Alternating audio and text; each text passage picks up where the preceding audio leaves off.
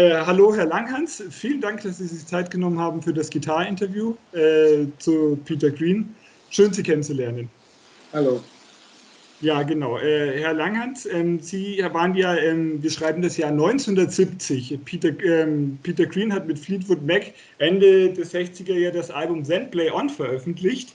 Das dritte Album von Fleetwood Mac und ist mit Fleetwood Mac im März 1970 zu einer Europatour aufgebrochen, die ihn auch nach München gebracht hat. Wenn man sich jetzt mit Peter Green und seiner Geschichte auseinandersetzt, spielt ja München auch eine zentrale Rolle. Also ich zitiere auch größtenteils, also meine Quellen beziehen sich auf die Dokumentation Man of the World, wo auch Bandchef Mick Fleetwood zur Rede kommt, Peter Green auch, seine Kollegen John McVie und Jeremy Spencer. Und auch in der Biografie, in der offiziellen Biografie von 2003 heißt es, dass als Fleetwood Mac in München am Flughafen gelandet ist, seien sie von zwei Personen eingeladen worden zu einer Feier. Wie sich herausstellt, angeblich ist es die Haifisch-Kommune, die sie zusammen mit Uschi Obermeier gegründet hatten. Stimmt das soweit? Mit anderen auch, ja. Okay, gut. Wenn Sie haben dann Fleetwood Mac am Flughafen getroffen. Mit welcher Intention haben Sie sich damals zum Flughafen begeben? Wir haben das öfter gemacht. Wir haben Bands eingeladen, mit uns zu jammen, zu feiern, während die ihre Gigs da hatten, in der Zeit, wo sie nicht gespielt haben. Und insofern war das für uns eine normale Geschichte, dass wir das immer mal wieder probiert haben, nicht? Okay. Das später auch mit was weiß ich, Grateful Dead gemacht und so weiter. Woher hatten Sie die Informationen, dass Fleetwood Mac da landen an dem Tag? Keine Ahnung. Okay. Das ist wirklich sehr lange her und in dieser Zeit, ich bin ein Anhänger dieser Art von Gefühl, das wir damals hatten. Wer sich daran erinnert, der war nicht dabei. Okay. Also gut. das ist alles sehr schwierig, wirklich jetzt nochmal darzustellen. Und deswegen wird es auch schwierig sein, jetzt diese Nacht, die nun eben sehr extrem außerhalb der normalen Erinnerungen stattgefunden hat, dann zu rekonstruieren. Selbstverständlich. Das ist ja jetzt aber auch nicht, wie gesagt, es muss ja auch nicht 1:1, aber wie gesagt, Sie sind ja Zeitzeuge, deswegen ist es auch wichtig, dass Sie zu Wort kommen und dann schauen wir einfach mal, wie weit wir kommen, also ergebnisoffen. Aber gut, das bedeutet, Sie haben das öfters gemacht und haben dann eben auch andere größere Bands dann zu sich eingeladen und haben mit ihnen dann gefeiert. Ja. Okay, und dann Fleetwood Mac haben ja dann zwei Konzerte gespielt im März in München. Das eine war im Zirkus Krone und dann am Deutschen Museum. Und dann haben sie dann Peter Green eingeladen, nach dem Konzert dann zu ihnen in die Haifisch-Kommune zu kommen, die sie ja auch die als Künstler- und Medienkommune bezeichnet wird, wo sie auch einmal gesagt haben in ihrer Biografie, ich bin's, dass sie mit der Haifisch-Kommune auch die Idee eines Popkonzerns umsetzen wollten. Ja. Okay, dann jetzt ist ja die Haifisch-Kommune, wenn man sich damit auseinandersetzt, wird in München verortet. Jetzt heißt es aber auch, dass diese Feier in jener Nacht in einem Schloss in Landshut war. Ja. Können Sie mir dazu bitte etwas mehr erzählen? Ja, gern. Wir hatten eine große Wohnung in der Gieselerstraße. Das war die eigentliche Haifisch-Kommune dort. Und dort lebten eben in 2 Stockwerken eine ganze Reihe von Leuten zusammen. Und das war für uns, nachdem wir in Berlin unsere Kommune, die ursprüngliche Kommune 1, nicht weiterführen konnten, die nächste Kommune-Gründung in München damals, weil die führten nicht so viel Krieg wie in München. Und da ich diesen Krieg in Berlin nicht mitmachen wollte, bin ich dann nach München gezogen, weil dort Uschi herkam, Uschi Obermeier, und die Frauenkommune, mit denen wir sehr eng befreundet waren. Und wir hatten in dieser Haifisch-Kommune eben auch diese Idee dann entwickelt, eine Art Popkonzern zu machen, statt Krieg zu führen mit den Eltern, lieber ihnen das zu verkaufen. Das war diese Idee, nicht so nach Brecht, nicht eine Bank berauben, sondern lieber selber eine gründen. Und dieser Punkt, der führte dazu, dass wir uns in der Stadt natürlich, weil wir gebrauchten sehr viel Drogen natürlich und vor allem LSD, uns nicht unbedingt wohlfühlten damit, weil die Stadt hat eine sehr merkwürdige Ausstrahlung für Leute, die nicht ganz dort sind, wo die anderen Leute sind. Und deswegen haben wir in der Nähe von Landshut in Kronwinkel ein winziges Örtchen, eine Art Landschloss, ja, so ein größeres Gebäude mit, glaube ich, 26 Zimmern und ein paar Küchen und so weiter gemietet, das ziemlich abgewohnt war. Vorher war, glaube ich, ein Altersheim drin und das war umgeben von einem größeren Park, hatte eine kleine Kapelle in diesem Park und war ja eigentlich etwas abgewohnt, abgerissen und so weiter. Und wir haben das halt uns ein bisschen hergerichtet, so mit, wie damals üblich, mit Tüchern, mit Teppichen, mit Matratzen und so weiter. Und sind dann immer, wenn wir feiern wollten, wenn wir Trips genommen haben, sind wir mal rausgefahren, weil das dort draußen sehr viel angenehmer ist, nicht in der Natur dann eben und entfernt von den anderen Menschen, auch von Dorfleuten eben dann zusammen da einfach was zu erleben.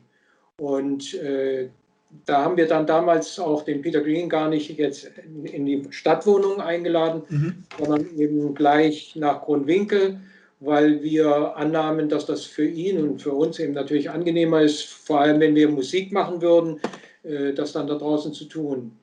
Und haben ihn dann eben vom Flughafen aus eben gefragt, hat jemand von euch Lust, da mitzufahren? Und Peter war eben mit dem Jeremy, war der Einzige, der das wollte, die anderen wollten nicht.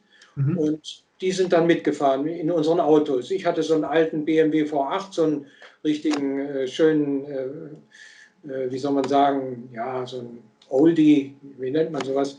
Und die anderen hatten so Volvos und irgendwas. Und wir sind dann zu mehreren Autos eben rausgefahren und haben uns dann da zusammengesetzt in diesen größeren Räumen und so weiter, sind dann durch die ganzen Räume da gefloatet, durch die verschiedenen, nicht, zu mehreren Leuten und so weiter. Und hier setzt natürlich die Erinnerung etwas aus, weil das außerhalb nicht.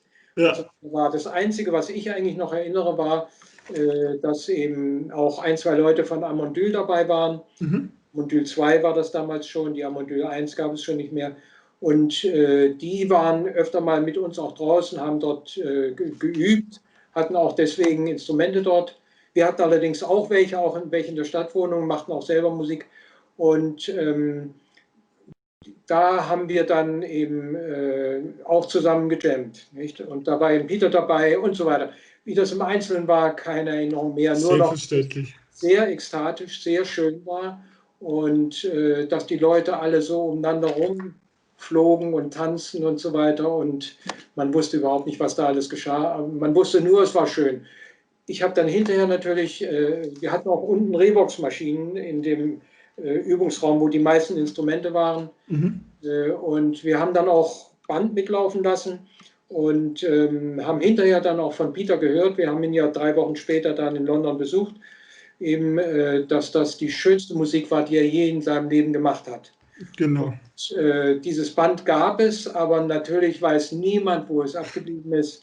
Großes Geheimnis, wie immer bei solchen Sachen. Und irgendwo, weiß ich nicht, gibt es das noch.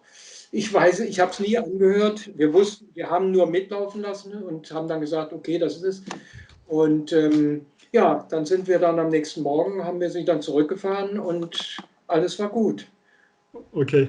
Das wär natürlich selbstverständlich auch noch meine Frage gewesen, ob Sie eine Ahnung haben, wo die Bänder sind. Vermutlich auf irgendeinem Dachboden oder irgendjemand weiß es nicht. Oder vielleicht weiß es auch jemand und möchte die Bänder für sich behalten. Alles ist möglich. Alles ist möglich. Okay. Alles war ja damals möglich, nicht? Ja. Das ist ja das, was man immer über diese Zeit sagt. Alles schien möglich. Was ist alles, nicht? Ich würde sagen, jedenfalls fantastische Musik zum Beispiel in einer Kommune. Ja.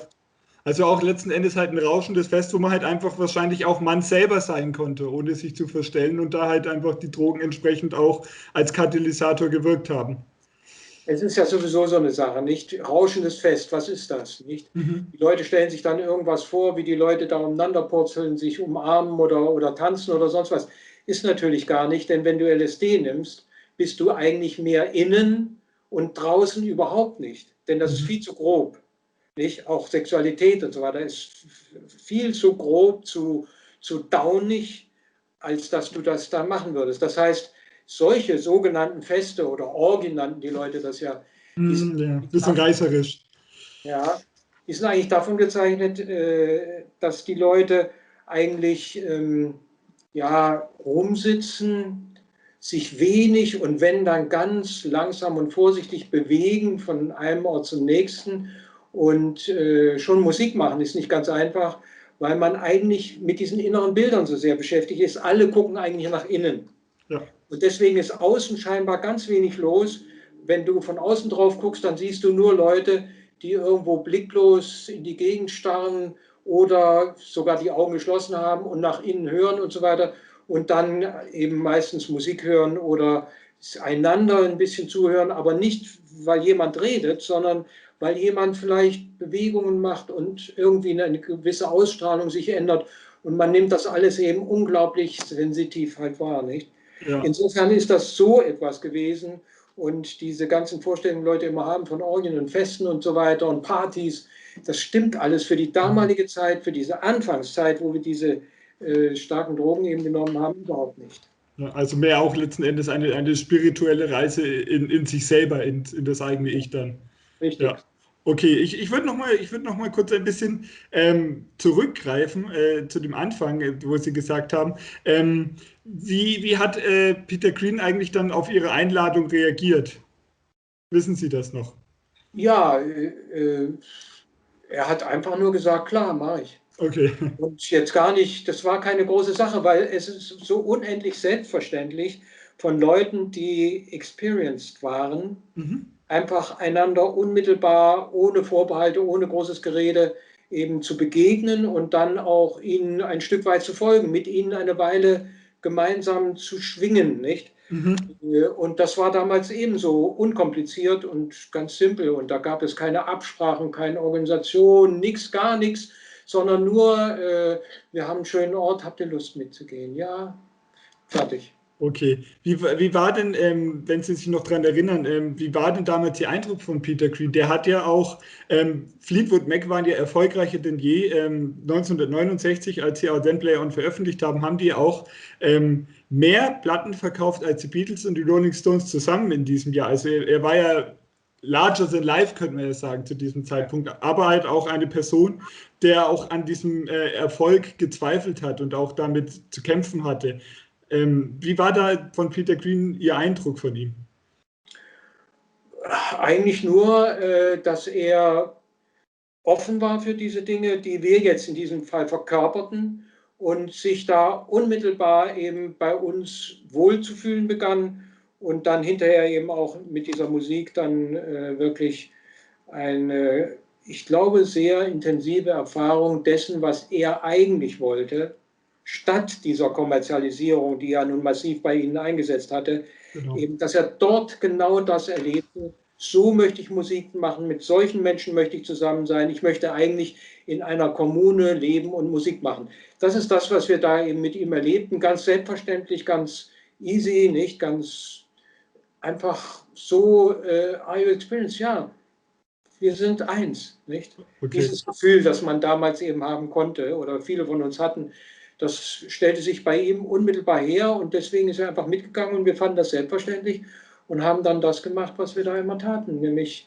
uns miteinander irgendwo auf einer ja, hohen Weise verbunden. Wie soll man das? Connecten, Wir genau. haben Ja, für diese genau. ganze Zeit Connecten. keine Sprache, weil Ja. es gibt ja diese Erfahrung eigentlich nicht im Abendland und deswegen ist man da eigentlich sprachlos, unbeschreiblich, nicht? Und entsprechend stotter ich jetzt auch nur so ein bisschen darum, nicht? Okay. Das Tourmanager Dennis Keane hat ja auch behauptet, sie hätten ungefragt ihnen LSD ins Trinken gegeben. Was halten Sie von solchen Anschuldigungen rückblickend? John McVie nennt ja München auch später als Trauma City. Also es sind ja sehr viele Leute. Peter Green assoziiert es ja als positiv diesen Abend, so wie Sie das auch gesagt haben, Sie ja auch. Aber andere Leute eher negativ. Ja. Wie stehen Sie dazu? Ist eigentlich sehr einfach. Ich meine, ich habe ja diese Sache überhaupt nicht mehr weiter bedacht. Ich habe später, haben wir wie gesagt Peter Green 3 Wochen später nochmal in London besucht. Da kam er noch ganz als Popstar mit einem E-Type Jaguar und so weiter vorgefahren, hat uns abgeholt da vom Flughafen und so weiter und hat uns dann mit den Stones bekannt gemacht, weil Uschi wollte unbedingt die Stones kennenlernen. Und er war damals befreundet mit Mick Taylor, der ja damals eingesprungen war für Brian Jones.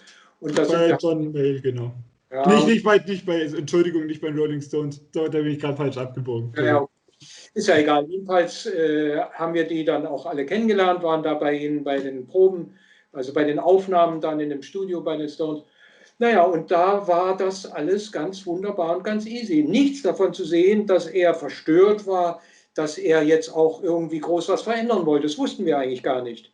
Und wir sind dann wieder zurückgeflogen, war alles okay. Und dann erfuhren wir sehr viel später erst, dass er da eben ausgestiegen war und haben auch gedacht, okay und so weiter. Und dann lasen wir eben, ich glaube Anfang, weiß nicht, 90 oder sonst was, ich weiß nicht mehr, wann der Rolling Stone rauskam, da lasen wir eben dann diese Horrorstory von den anderen Macs und Jet Set Nazis haben sie da mit schlechtem LSD irgendwie gespiked und hätten ihn da rausgekickt aus der Band, nicht? Und er war ja die Seele von dieser Band eigentlich, er war ja der wichtigste von allen. Und da haben wir dann den Kopf geschüttelt und haben gesagt, die müssen uns meinen, die Jet Set Nazis.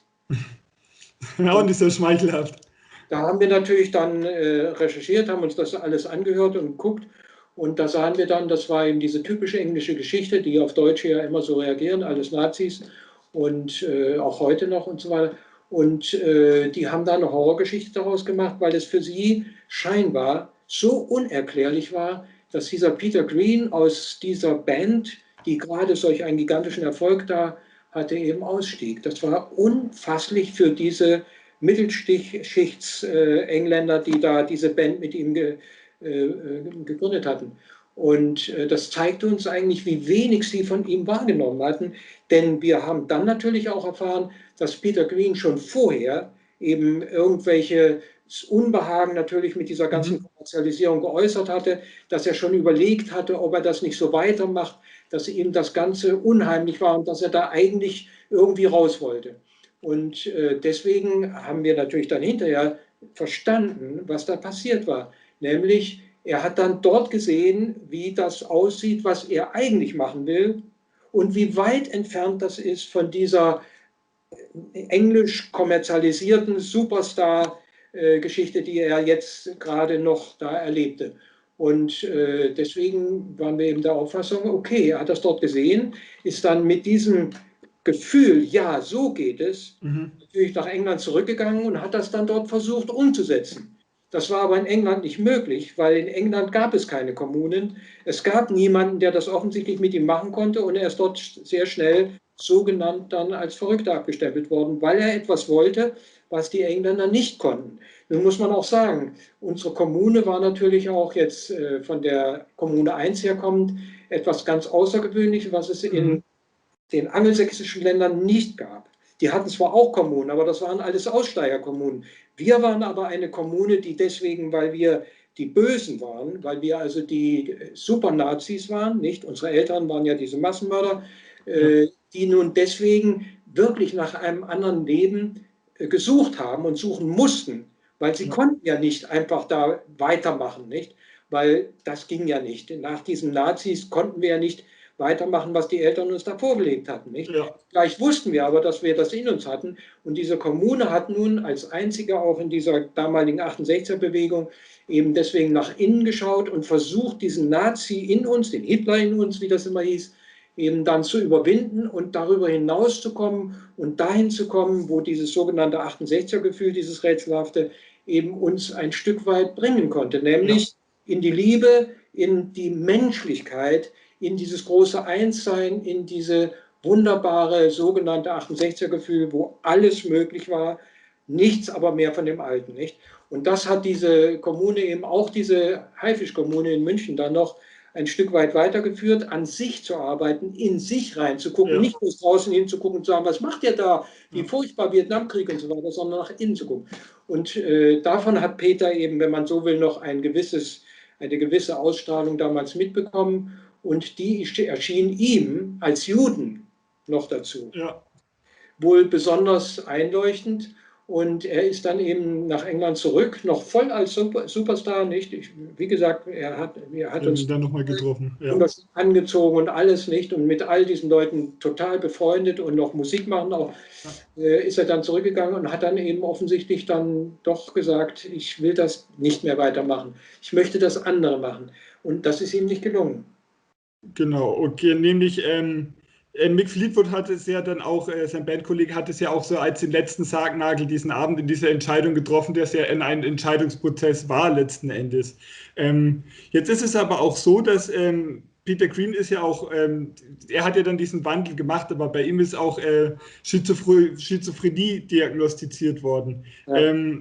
Und sein Kollege, der ja mit dabei war noch, Danny Kerwin, der war ja auch mit dabei an diesem Abend. Der hatte dann auch psychische Probleme gehabt. Später, ja. Letzten Endes lässt sich da eine gewisse Korrelation ableiten. Ja, natürlich. Weil was ist denn Schizophrenie? Das ist ein Mensch, der sagt, mit dieser Welt, mit der normalen Welt, komme ich nicht richtig zurecht. Ich suche mir eine andere und versuche dort mehr zu sein als noch in dieser. Dann wird er natürlich weggesperrt, weil er nicht mehr in dieser funktioniert und stattdessen in einer Sonderwelt, nicht, die leider meistens auch nicht so viel glücklicher dann ausfällt, eben sich nur noch bewegt. Und Okay. wir stellten eben genau diese Sonderwelt, diese Gegenwelt, diese Anderswelt dar zu der normalen Welt. Ganz explizit. Und wir lebten das auch mit diesem sogenannten 68er-Gefühl und mit dieser Kommune-Erfahrung lebten wir eben dieses andere, dieses ganz andere. Das ist normalerweise auch Schizophrenie. Obwohl man ja natürlich auch Also, sagen muss, dass Schizophrenie ist ja trotzdem auch ein klinischer Befund. Ja, Also natürlich. Ja, natürlich sagen dann die normalen Leute, der ist schizophren. Nicht? Der funktioniert hier nicht mehr und ist da in einer anderen Welt, also auf Deutsch in einer zweiten Welt, nicht? Schizo ist ja zwei Welten Krankheit und entsprechend ist die Schizophrenie dann der Krankheitsbegriff einer, der von Leuten, die das nicht richtig hinkriegen natürlich, der ihnen dann von der Medizin aufgesetzt wird. Wenn wir das aber richtig hinkriegen, und das haben wir für eine Zeit lang wirklich, dann sind wir nicht mehr schizophren, sondern wir sind Weltveränderer, Revolutionäre, trippige Leute, die eben in einer ganz anderen Welt leben und leben wollen und nicht mehr hier sein wollen. Das ist, wenn du so willst, die bewusstere Form von der unbewussteren Form, die dann der normalen als Krankheit erscheint. Okay. Wie war dann Ihre weitere freundschaftliche Beziehung zu Peter Green? Wie lange hat die gehalten und wie hat die sich weiterentwickelt? Wir haben dann nach dieser London-Geschichte haben wir eigentlich keine Kontakte mehr mit ihm gehabt, sondern einfach nur später dann was gehört, was er da zum Teil gemacht hat, aber nur ganz am Rande, weil wir waren jetzt nicht nur mit Musikleuten zusammen, nicht? Wir haben uns mit anderen Leuten eigentlich mehr.